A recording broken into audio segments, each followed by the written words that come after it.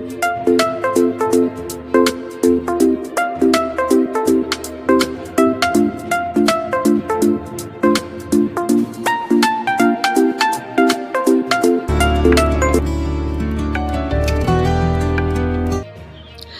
प्रदेश के प्रयागराज में माघ मेला क्षेत्र के सेक्टर 6 में लगे अघोरेश्वर धाम के स्वामी आशीष महाराज ने बताया कि ईश्वर की प्राप्ति, ईश्वर के नाम, ईश्वर की भक्ति, ईश्वर की पूजा, ईश्वर की वंदना, ईश्वर में आस्था, ईश्वर का तत्व सब कुछ मनुष्य में ही समाहित है।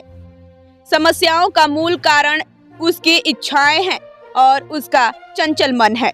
उस पर नियंत्रण ही ईश्वर की प्राप्ति में सहायक है। विश्वास सिर्फ एक एहसास है जो हमारे साथ नहीं होता बल्कि हमें मजबूती प्रदान करता है। अघोरेश्वर धाम प्रयागराज से शिवजी मालवी, अंचल कुमार नैयर की खास रिपोर्ट। है लेकिन है वो भी महसूस करनी पड़ेगी। क्या वो छलावा है?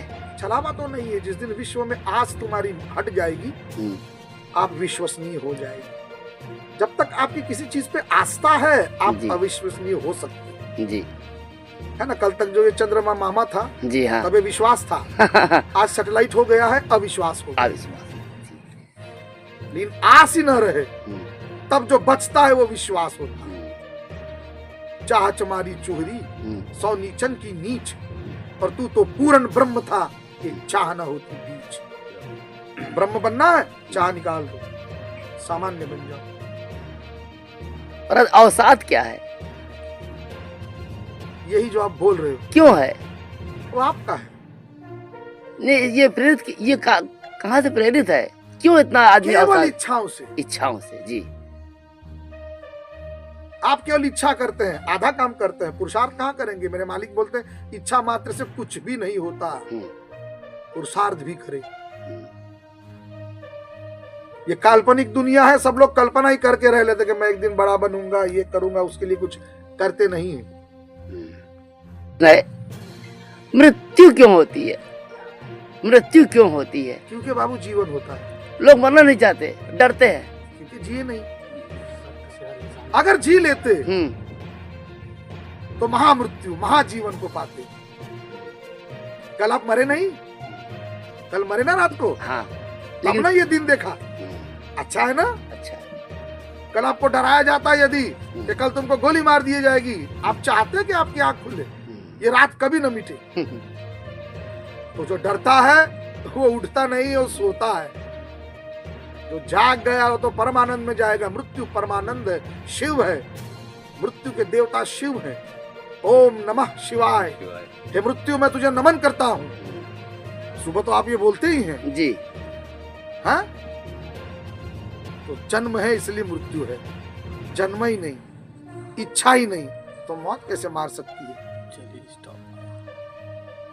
महाराज बहुत धन्यवाद आपका, सादर धन्यवाद। ओम नमः शिवाय। ओम नमः शिवाय।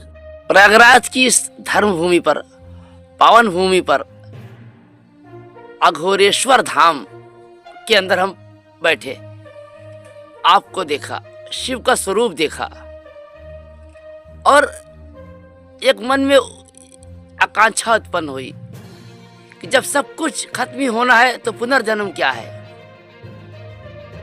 आपके श्रीमुख से जानना चाहते हैं हमारे दर्शकों के लिए कि पुनर्जन्म क्या है, क्या प्रक्रिया है, ये होती भी है कि नहीं, कि सिर्फ किताबों में लिखा है? पुनर्जन्म शब्द ही गलत है जी। वो होता है पुनः जन्म। पुनः जन्म, पुनः जी। तो पुनः तो होती है ना जी। कुछ लोग इसका प्रमाण मांगेंगे तो बस यही मांग लीजिएगा कि आज आप यहाँ क्यों?